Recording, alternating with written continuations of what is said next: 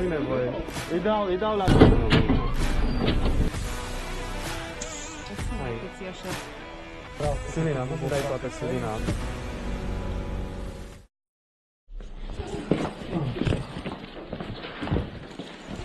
Calm. Hai, monitor rapid. Hai, monitor. Super. Are puls. Are puls și dai... Da. Și posculează, parcă. Hai să tragem mai jos, așa.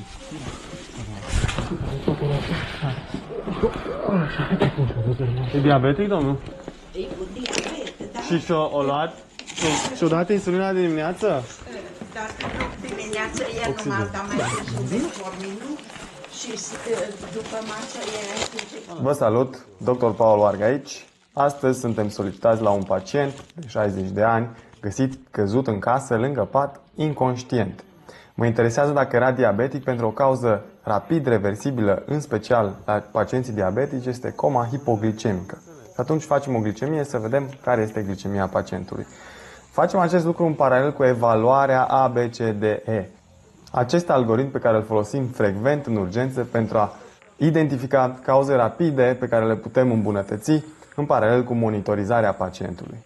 În acest caz, o importanță deosebită o are partea de disability, unde facem examenul pupilelor, glicemia și mini-examen neurologic. Aplicăm stimul verbal și dureros și vedem cum reacționează pacientul la aceștia. Și zic, nu te aștept dimineața la casă. Cum îl cheamă pe domnul? Maria, uite aici, Andreea. Cum îl cheamă? Da. Inginer constructor. Eventual, aduci o prelată între tine și ajungi aici, așa.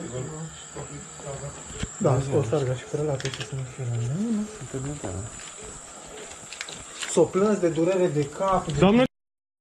Aseară nu. Domnul? Domnul?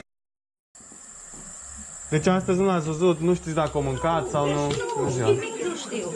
Uite că o mâncat ceva și nu mâncat, cred că. Cred că nu mâncat, că mai își face el dimineața.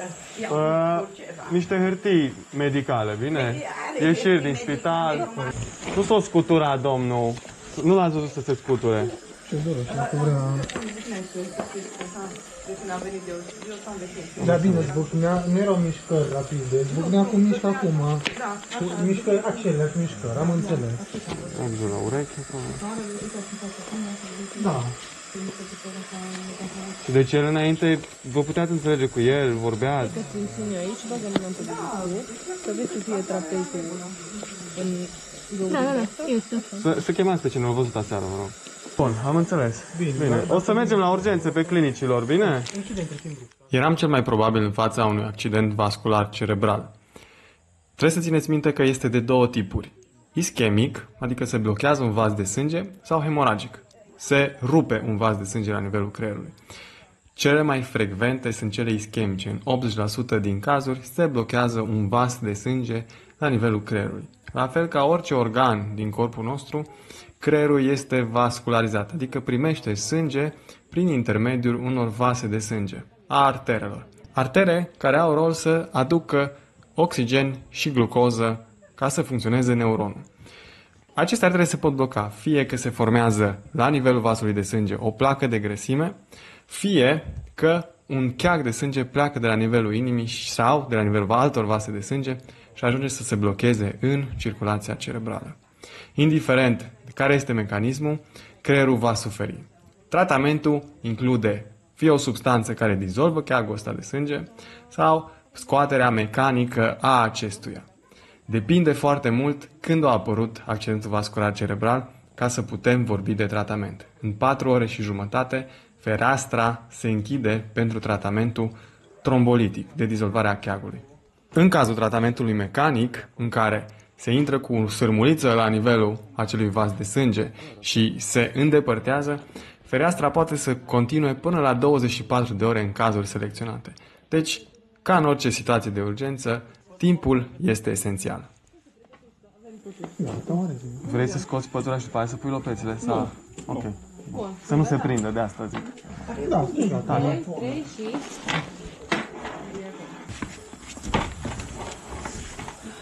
să nu-l piște. Nu, piște, nu Gata. faceți griji. 2, 3 și... Au fost fixat? 2, 3 și... Bun. Avem targa aici aproape. Aici era bine să fie și 5, știi, până vin... Atunci hai că... Las că îl ducem așa. Pui un pic, eu trag să trag sub capotul.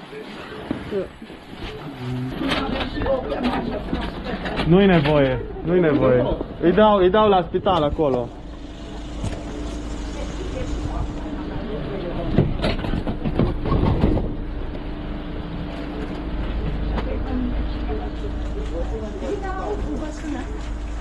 Mă uit la dumneavoastră la televizor, la sfaturi și la... V-am Mulțumesc recunoscut frumos. acum. Mulțumesc frumos. Băiatul totdeauna zice, hai să ne uităm seara și îmi pune și... Acum o să-i spun că chiar dumneavoastră... Da, am venit ați aici venit. la intervenție.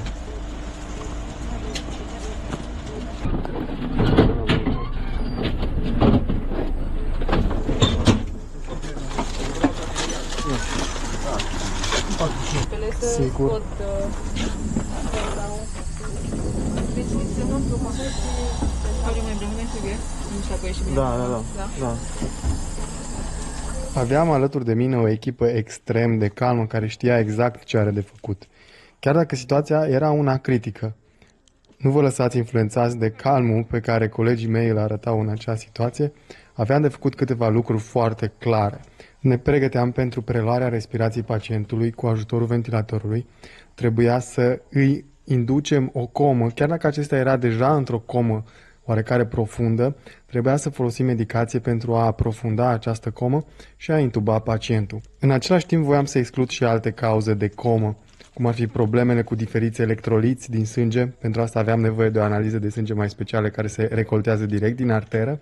O să vedeți imediat pe colega mea făcând acest lucru. Totul în timp ce controlam foarte atent parametrii vitale ai pacientului. Eram într-adevăr într-o luptă contra cronometru, dar în același timp nu voiam să sărim pași și să facem lucrurile ca la carte. Altfel spus, ne grăbeam încet.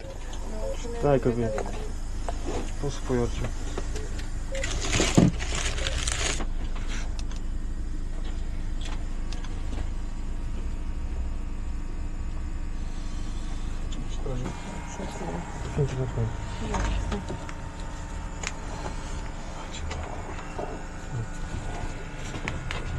Simți? Să simțiți. Stai mă, să simt și eu.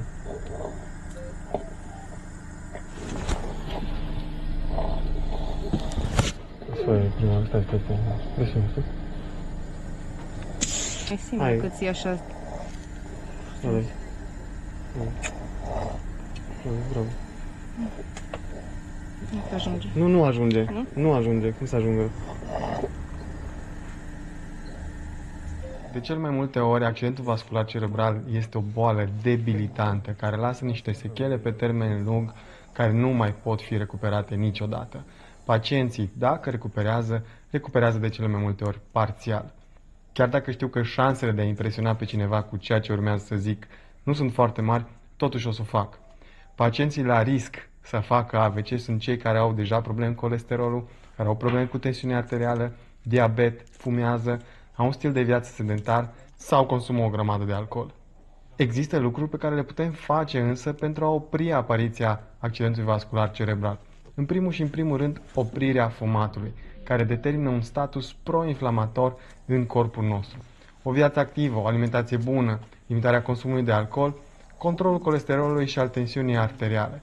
Și aici un sfat pe care vreau să-l dau tuturor: nu ascultați de presupuși influenceri medicali, care pe deasupra poate nici măcar nu sunt medici. Ascultați de medicii noastre de familie, de specialiști, când vă zic și vă dau indicații medicale. Aici intru și eu, nu vă luați informațiile de pe YouTube. Luați totul cu un gram de scepticism în momentul în care ascultați lucrurile pe care vi le zic. Să ne întâlnim cu menținerea capului înalt. Am pus-o cu tot.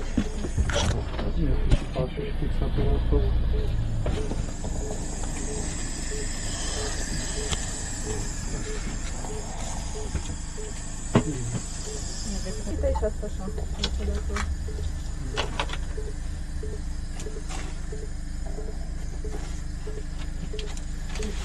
Bun.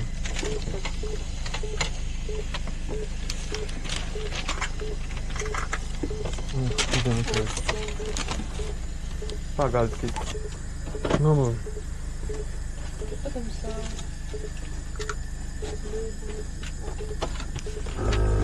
Să ținem mâna un pic să vedem o tensiune serioasă. Posibil acum.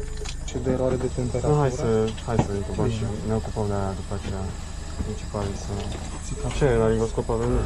Ramă de 4 metalică. Avem și de la normal. Bun, știi să ții selic. Hai să vedem cum să ne organizăm. Că trebuie și selic și capul înalt. Nu, deci trebuie să ții capul, tu să ții capul cât mai stabil. Deci facem gulerul, unde-i fașa? Fașa o să vină sub, adică peste guler în spate, da? Și rare să facă selic și atunci te duci la meditație. Erau câteva particularități în acest caz. Pacientul avea guler cervical, pentru că era o suspiciune de cădere, putea să aibă o fractură la nivelul gâtului și nu aveam voie să-l mișcăm foarte mult. Nu știam exact nici când a luat pacientul ultima masă, existând un risc de vărsătură în timpul manoperei noastre. Din acest motiv o să-l vedeți pe Rareș, colegul meu din dreapta, care în timpul manevrei o să pună presiune pe partea din fața gâtului, în acest fel comprimând esofagul și scăzând riscul de aspirație pulmonară. O să folosim medicamente pentru a aprofunda coma pacientului. Începem cu xilina, care este un anestezic local, care are rolul de a preveni reflexele de cale aeriană în momentul în care intubăm pacientul. Capnograf. Xilina, poți să dai toată xilina acum. Continuăm cu fentanil, un derivat de morfină, apoi cu propofol, care chiar o să aprofundeze foarte tare coma pacientului. Nu în ultimul rând, folosim și un paralizant muscular care are rolul de a ușura toată această procedură. Obiectivul la tot ceea ce facem acum este să intubăm pacientul, să-i preluăm respirația cu ajutorul ventilatorului mecanic, dar în același timp să nu modificăm în vreun fel parametrii acestuia. Și mă refer în special la tensiunea arterială, care mi-o doresc să nu se modifice în vreun fel. O tensiune arterială prea mare produce leziuni, o tensiune arterială prea mică scade cantitatea de sânge care ajunge la creier. Nu vrei nici una, nici alta.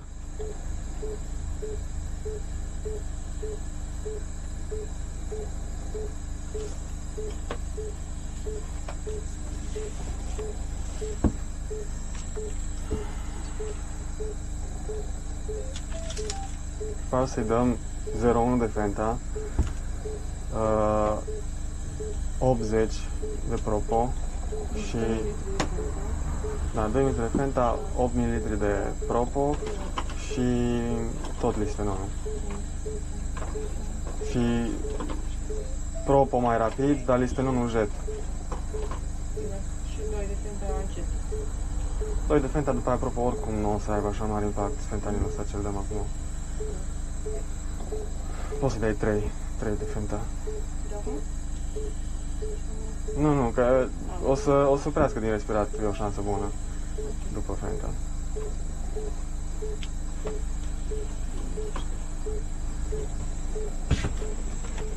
O să-mi pornesc ascultorul să pe Nu, bun, hai.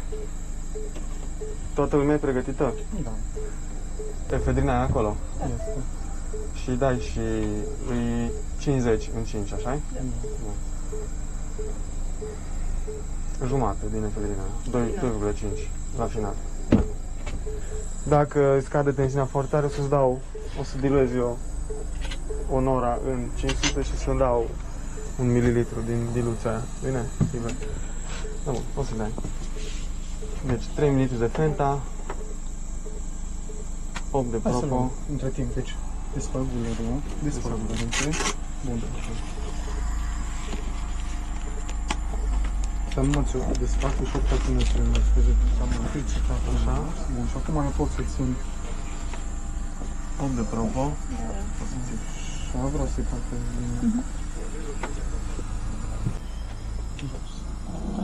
Bujia, venea de mână. Este sus, prima.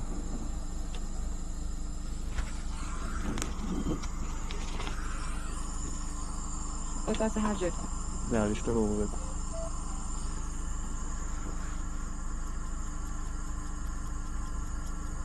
Și una de Efedrin. Nu știu cum aplică tot. Da, Nu, trebuie să ne da. două, de nu cred că Ai dat listă? Da. și crezi presiunea după ce merge Și saturometru să fie pe vedete. Și-o dat tot. Tu.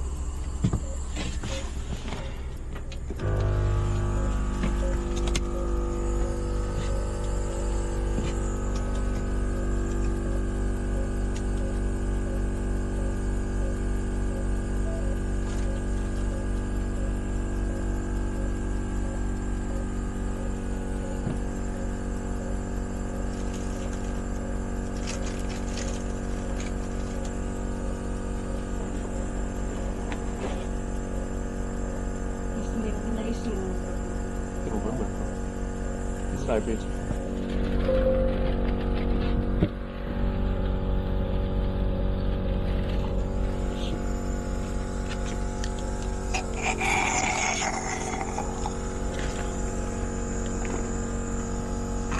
Ce-ți bine, nu cade? O pasăre și tu mai tare? Ce aștepți?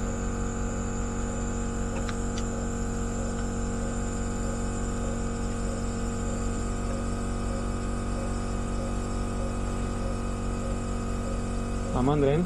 Da. Bate?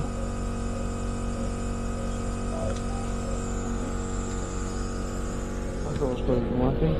O Duvalina. Da. O să duc pe interes.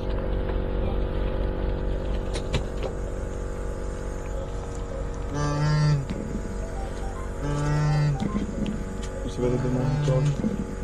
Față de monitor. Uite ce avem.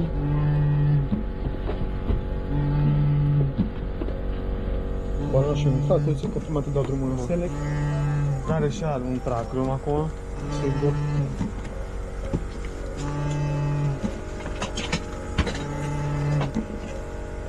Și înainte de asta, conectează balonul la oxigen, te rog. Are ok, se aude tare epigastrică. Nu, eu. În...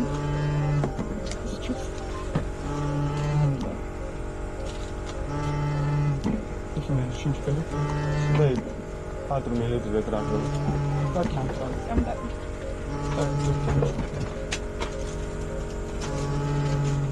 Ceea ce ați văzut aici este doar prima parte a lungului drum pe care pacientul îl va avea de parcurs. Scopul nostru a unei ambulanțe terapie intensivă mobilă este de preluare, stabilizarea pacientului și transportul în siguranță al acestuia la spital. Nimic din ceea ce ați văzut în clipul de astăzi nu este fără niciun risc. De la simplul transport al pacientului din casă către ambulanță, la cea mai complexă manoperă pe care am făcut-o în acest clip de intubarea pacientului și ventilația mecanică a acestuia, orice procedură medicală vine cu anumite riscuri. Scopul acestor filmulețe este să vedeți ce se poate întâmpla dacă nu avem grijă de noi, pentru că prevenția este cel mai bun doctor. Odată ce o boală s-a instalat, ea vine cu medicamente pe care trebuie să le luăm, efecte adverse ale acestora, complicații ale bolii și doar probleme și alte probleme. Bineînțeles, nu pot să fiu absurd și să zic nu mai bea niciodată, nu mai fuma niciodată, toată lumea are vicii, cu toții poate ne bucurăm de un pahar de vin, dar moderația este cuvântul cheie în tot ceea ce facem. Și o viață sănătoasă și activă poate fi de multe ori mult mai palpitantă decât una sedentară în care nu avem grijă de noi. Ca de fiecare dată, sper că v-a plăcut clipul de astăzi, sper că ați învățat ceva util și nu uitați, noi ne revedem data viitoare cu un alt episod în care vă prezint informații medicale de calitate. Sunt Dr. Paul Oargă, pe data viitoare, vă salut! Mai dai 5 de propo, 3.